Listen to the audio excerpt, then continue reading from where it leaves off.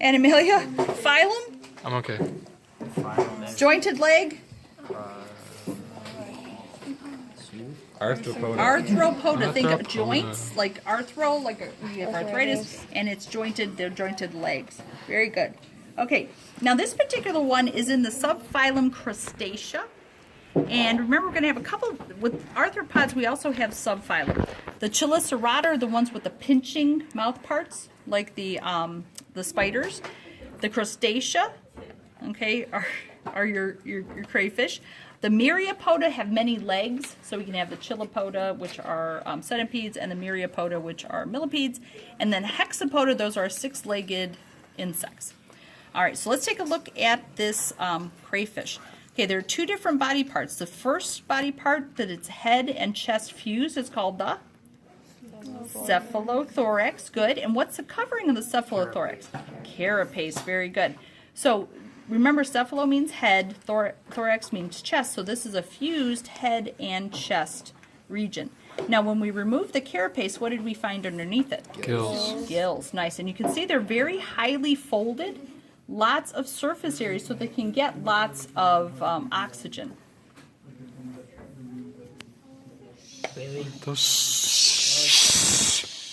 That's enough. Okay. So these are the gills. Now, they need to be able to get water up underneath the carapace, because remember the carapace is open on the bottom. How do they get water up underneath? They can either use their walking legs when they're walking, so they'll open up the carapace, flush water, so that they can get the oxygen out of the water. And then when they're not moving, they're going to use their... It's a long word. I don't know what it is. It's two words. Starts with gill. Gill. Bailers. Yeah, think about bailing out a boat. You know, you Where use are a... those? You know what? We can't actually see them, but if you were looking at a live crayfish, it would look like they were breathing. It would just be pumping. Okay, so it's a little pump inside, so you're not going to really see. Yeah. You're not going to really see it You're not throwing up. from the outside. Don't Oh, tempt me. come on. Leave them alone. Okay, now I don't on need the this, Miss Kay. cephalothorax, what is this pointy front part called? If you want a good video. Rostrum. Good. Remember, rostrum means nose, or it's the pointy front part of a boat, and that's the only reason that they name it that, is not for breathing or for smelling. Okay, so that's the rostrum. What are these two things here?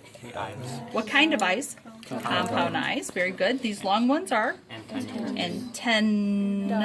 Antenna. And the little ones are antennules. Think of minuscule antennas are the antennules. And those are just going to be for sensing.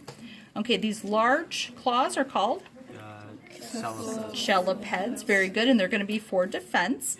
Okay, these we already said are the walking legs. Very good. This part of the body will be the abdomen. And the fins at the back, the ones on the sides are called uropods, and the middle one's called the telson. Good. So you have two pairs of uropods and one telson in the middle. Okay, on the bottom of the telson, what do we have? It's anus. Yeah. Okay. All right. When we take a look at the abdomens, okay, now I have a male and a female here.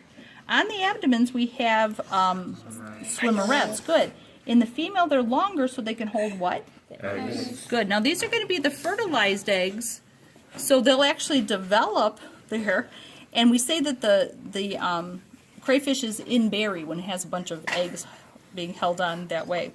Now, remember, they have an internal fertilization. So on the male, the first, like most of the swimmerets are very small, but the first two pairs are what? They're very stiff so that they can actually deliver the sperm inside of the female.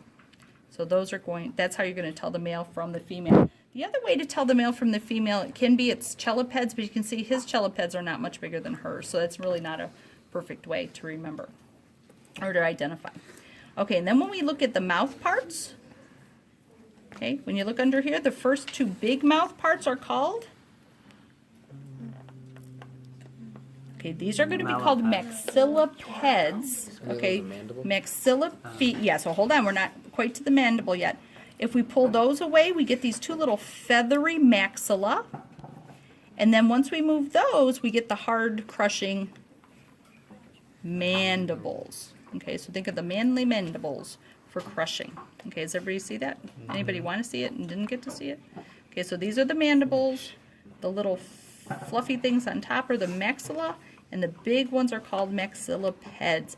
And the maxillipeds are definitely for shoving food in the mouth and tasting, the maxilla for tasting, and the mandibles for crushing. Are we good? Yeah. Okay, so those are our crayfish. Okay, so then we get to